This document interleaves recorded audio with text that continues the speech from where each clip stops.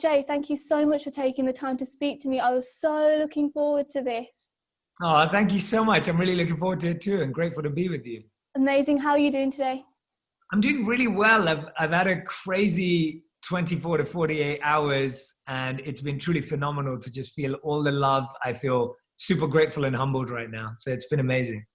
Okay, so let's kick it off. So firstly, I want to say a massive, massive congratulations on your book, Think Like a Monk.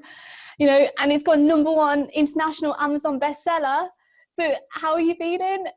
Just been feeling super grateful and humbled by all the love. It's amazing to put something out into the world that you really believe in, and to see everyone show up all across the world. Like that is just, I love everyone in my community online, and thank you to everyone who's gone out and bought a copy of the book or listening to it or whatever you're doing with it. Just thank you so much. Amazing. Now, I don't think there will be many people who don't know who you are, but just for those that are watching, if they don't know who you are, who is Jay Shetty and why is he going viral? So yeah, my name's Jay Shetty, and my mission has always been to make wisdom go viral. I believe there is an incredible depth of wisdom out there in the world that has been shared for thousands of years. And my goal is to try and make it more practical, accessible, and relevant for our modern life. And most recently, I'm focused on helping people train their mind for peace and purpose every day, because I think we need it the most right now. Amazing. So what I want to do, I just want to take it back a little bit, back to when you were 18 years old, which I'm sure, wasn't that long ago. But you were living in London, you were studying at business school, and one of your friends persuaded you to go to a talk which was hosted by a monk. Now, providing that you went for a few drinks afterwards, you accepted to go. Now, I guess that is where your journey initially started. So if it wasn't for that, I mean, we probably wouldn't have had this today potentially, right? So tell me about, what did you go through that moment, and when did you feel, right, okay, there could be something here for me? Yeah, no, I think you're spot on. And it's almost like that sliding doors moment where you think about like, oh, if that never happened, where would I be today? And that's definitely one of those moments. So I was born and raised in London, and I loved reading and hearing about incredible stories of people who'd done amazing things. So I remember reading David Beckham's autobiography and the journey he went on. And I remember reading Dwayne "The Rock" Johnson's autobiography when he was in the WWE. And so I was always interested by people's real life stories. But I was really skeptical when I first heard about going to listen to a monk, because I thought, what can I learn from a monk? Like, they have nothing, and I don't really know what they know about. And so I had no idea. And I went along expecting nothing. And this is the most amazing thing about the moments in your life that change you. They're really humbling, because you go there expecting nothing, and all of a sudden you walk out and you feel like you found something that you weren't looking for. And for me, what I realized I found in hindsight is that when I was 18, I'd met people who were rich, I'd met people who were famous, I'd met people who were beautiful and attractive, I'd met people who were knowledgeable and smart, but I don't think I'd ever met anyone who was truly happy and joyful. And that's what resonated with me about the monk. And so I started spending my holidays from my time off at university with him in India, learning with the monks. And then when I graduated, about 21 going on 22, I went to live in India and then travel across Europe as well, living as a monk. And so what really drew me to it and what made it happen was spending those little holidays and trips there, and just realizing that this was something that was really powerful, where I got to work on myself and serve others. Incredible. Now, I've got to ask you though, after that talk, did you go for those promised drinks? We definitely did. We definitely did. I was still in that mindset. It took a while after till I stopped that habit. But yeah, no, that day we did. Okay, so you've got a huge online community. I mean, you've got 37 million followers sort of around all social platforms, which is just mind-blowing. You've had over 7 billion views on some of your videos, and On Purpose is consistently ranked #1's, health and wellness podcast. Now you're reaching audiences from all different backgrounds, ages, and more importantly, worldwide as well. So why did you want to create a book? Good question. One of the things that happened, and when we launched the videos and the podcast, was a lot of people were like, Jay, we want to understand more about you. We want to learn more about your experiences. And it's really hard to do that in a 4-minute video or even in an hour podcast. And I really believe that books are so powerful. Books have really changed my life. I'm a big believer in reading and learning. And I just really believed if I could place a lot of the insights and the tips and the techniques and the strategies into one space, then the book was the best medium to do that.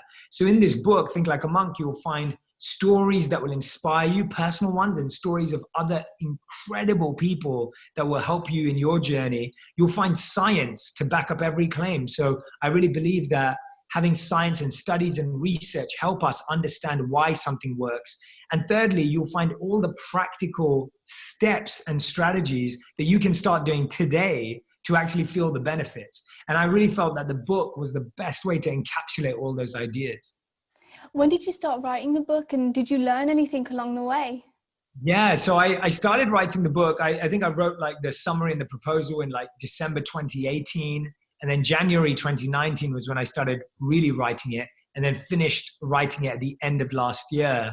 And what I learned about the whole process of writing was that it's different to speaking and making videos.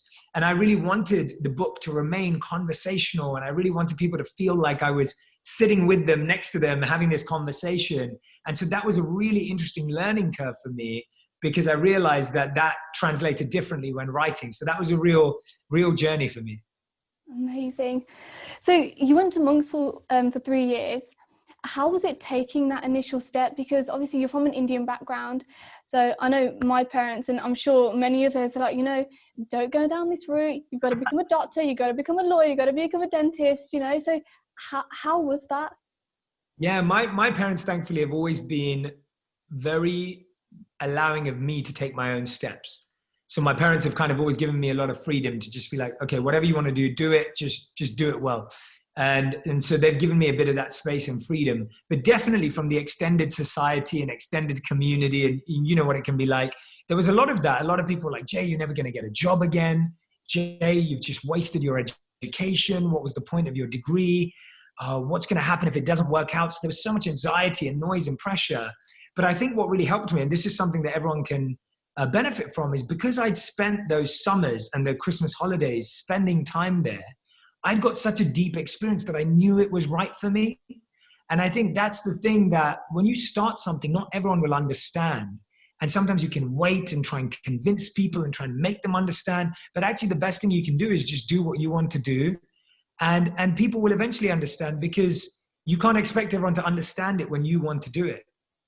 It's so nice to hear that. Like, it's so refreshing as well. And I think it's incredible that we have a South Asian role model, someone that's so inspiring as well, and we have that now. So just hats off to you. We're so proud of you, like so proud, and everybody here at BritAsia as well. Like, it's incredible. Yes, honestly, I just want to say that that's really the most heartwarming thing, is having love from your home team. There's nothing like that. Like that's the best form of love. So thank you so much. Oh no, bless you.